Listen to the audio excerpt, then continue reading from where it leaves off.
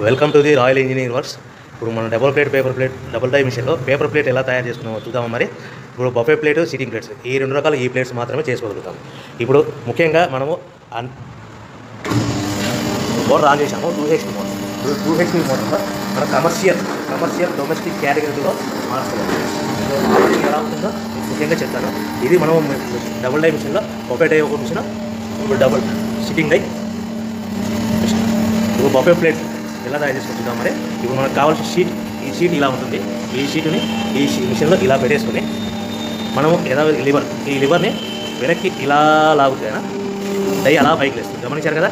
ఈ డై వేసిన తర్వాత 1, 2, 3, 4, 5 సెకండ్లు ఆగి మళ్ళీ ఇదే లివర్ని ఇలా ముందుకు నెట్టడం వల్ల డై కిందికి వస్తుంది. చూశారు కదా. ఇప్పుడు మనం తయారైన ప్లేట్ ఎలా ఉంటుందో చూద్దాం. మరి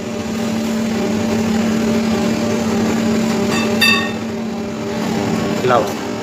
చూశారు కదా. డబుల్ డై మిషన్లో ప్లేట్. అదేవిధంగా డబుల్ డై మిషన్లో సిట్టింగ్ ప్లేట్స్ ఎలా చేద్దాం చూద్దాం. మరి మన సిట్టింగ్ ప్లేట్స్లో ఎన్ని కావాల్సింటే మ్యాక్సిమం 5 షీట్ వరకు పెట్టుకొని మనం ప్లేట్ తయారు చేసుకోవచ్చు. ఈ సిట్టింగ్ డై మిషన్లో షీట్ ఇలా పెట్టేసుకొని